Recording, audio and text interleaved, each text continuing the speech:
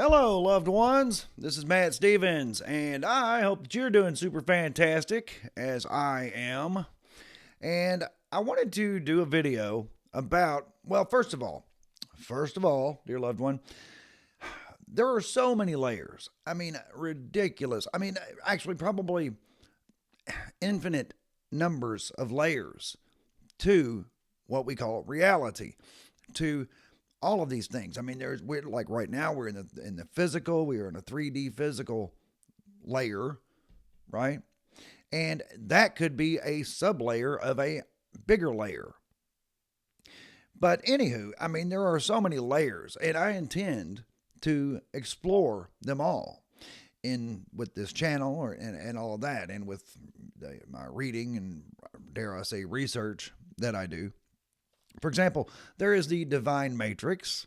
Okay, so there's the divine matrix theory, which I believe if it's not infinite, then divine matrix would be where it goes back to, or maybe that would be the first reality, where the creator became self-aware and then splintered its all of the potentials, all the potentia, I guess is the correct way of saying it, then splinter all of the potentia out into mind.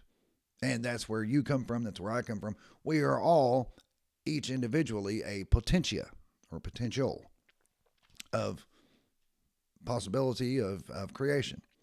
So, but then there's so many other theories. Like, and then when we get down to our current reality, this one that we are in, we have simulation theory, and then we also have so many things and little things that are just in it that really make us question whether this is the original reality, the original simulation, dare I say, that we originally put ourselves in. Because there's ancient architecture that cannot be explained. There's so much evidence of resets. And then lately, especially, we have a lot of talk of soul trap and how this construct is a soul trap, meaning we have been put here, and it's not clear whether we have been put here against our will or voluntarily. I believe we're here voluntarily. But even then, that the soul trap thing is possible. I don't buy into the whole soul trap thing. I just don't. I do believe that there is a way that you can get stuck in a loop where you keep returning. But that's, as I said, I intend to explore all of those things through this channel at some point. So, but with all the ancient architecture, we find so many just buildings. There are buildings around the world, and I mean, you can go to any town USA, go to the courthouse, and it's usually some huge, grand, elaborate structure made of stone, marble, granite, all these just beautifully crafted, highly polished stone. And then when you get into the history of it, you'll see that this was built in, I don't know, 1850. And that it was built within like 2 years' time and all these things. And it's like, where did they quarry this stone and craft it in such a way before we had power tools, before there was any power equipment, before anything? I mean, you see some of this, and it's so elaborate and so detailed. I mean, very fine details. And the theory behind it is, and I really believe there's a lot of truth to it, is that these structures were not built in 1850 or whenever. They were found. Maybe they were found in 1850 and then repurposed. That makes a lot more sense. And also, like, for example, you can Google this and you can see for yourself, but there are photos of Chicago where they have excavated underneath the city, and there will have found another city under the city. It's like, well, who put that there? And I'm sure that mainstream has their answers. I know they do. So you got to dig a little bit deeper. And not only that, but don't just Google something and be like, well, there's the explanation. Well, of course, mainstream's going to have an explanation. You got to ask yourself, is this believable? Because in a lot of cases, it is absolutely not believable. But if we take the explanations from the mainstream at how they give them to us at face value, then yes, everything can be explained. But when you really dig into it and think for yourself and ask the questions, does that make sense? Right? Like, for example, a great example is, well, actually, Omaha, Nebraska is a great example. Omaha has some amazing buildings made out of granite or marble, and it's like, yeah, you look into the history of that, and it just doesn't make sense. There's no way that someone built that in 2 years or 3 years or whatever. I mean, we don't even build things like that now. And I know some people will be like, well, we don't build things like that now because it's not efficient to. We don't build things like that now because it's just a different time. We build things much more, cheaply and just more efficient, and just much more efficient use of resources, time, and money. And I'm like, well, these buildings that we're finding supposedly were built in pretty short order, pretty quick amount of time, pretty short amount of time. And that is fascinating. And it's like, well, what does that mean, Matt? What does it mean when we find these buildings, these ancient architecture, things like that? It's like, well, what it means is that there was a civilization here before us, and for whatever reason, they're not here now. That's where we can get into resets and things like that. Definitely get into those things.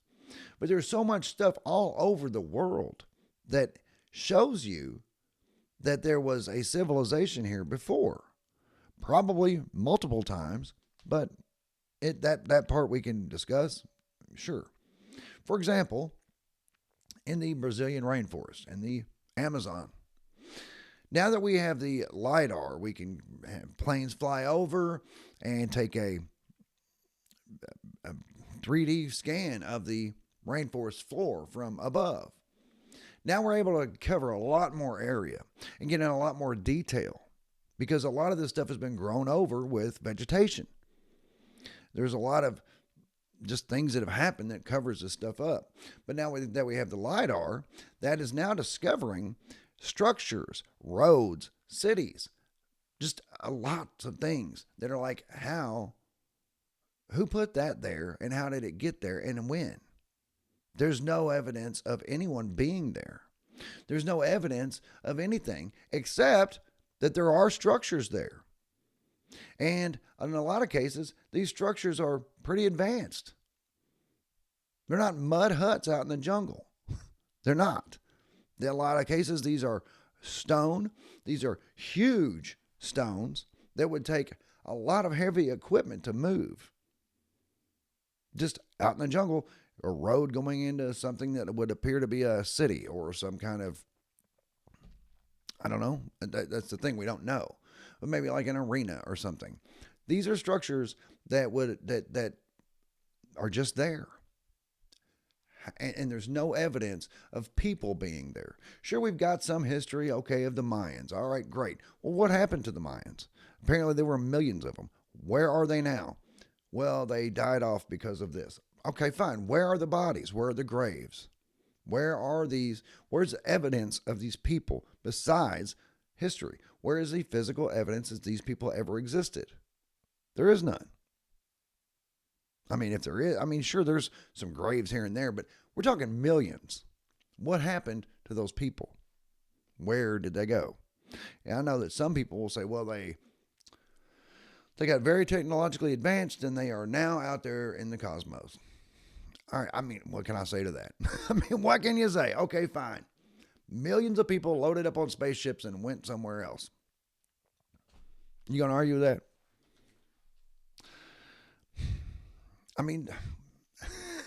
Okay, fine, that's cool.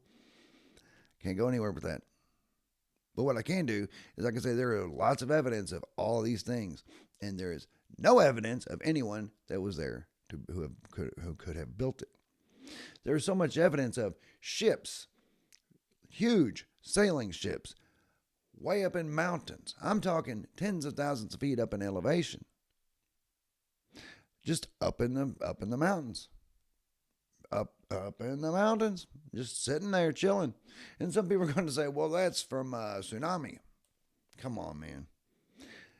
I mean, yeah, there's tsunamis, but to push a humongous sailing ship that had, no doubt, had hundreds of people on board, 12,000 feet up a mountain, come on, man. We can do better than this. We've got to learn to question things and be open to possibilities of other things besides what we're being told. Other examples, there is in Death Valley, for example, at one time there were Native Americans who would take tourists or whoever, I guess, is whoever wanted to see it.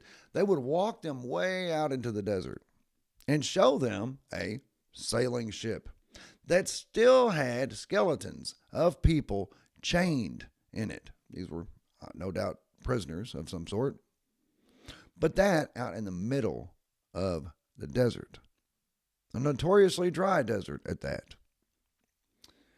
How do you explain that?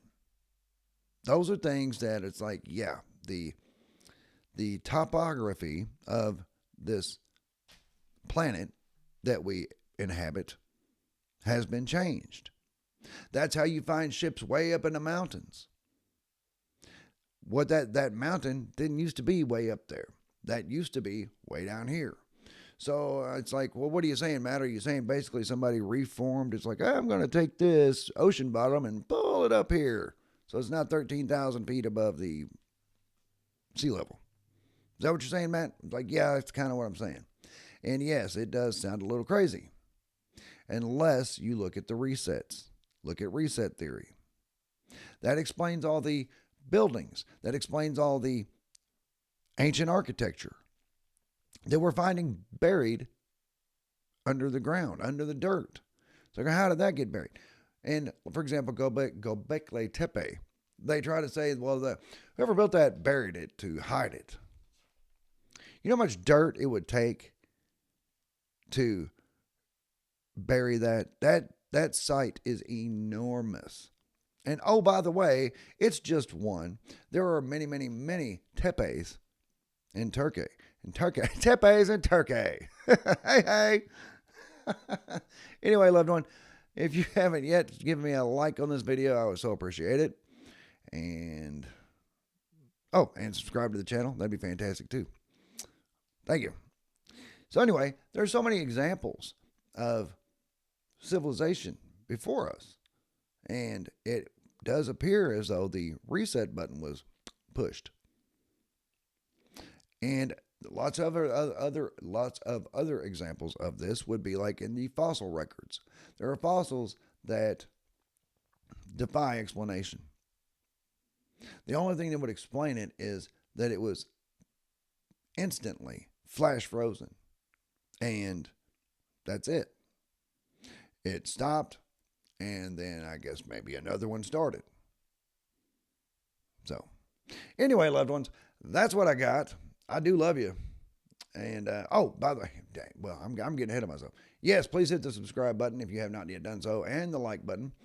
I do love you. That's what I got. I'll be back directly.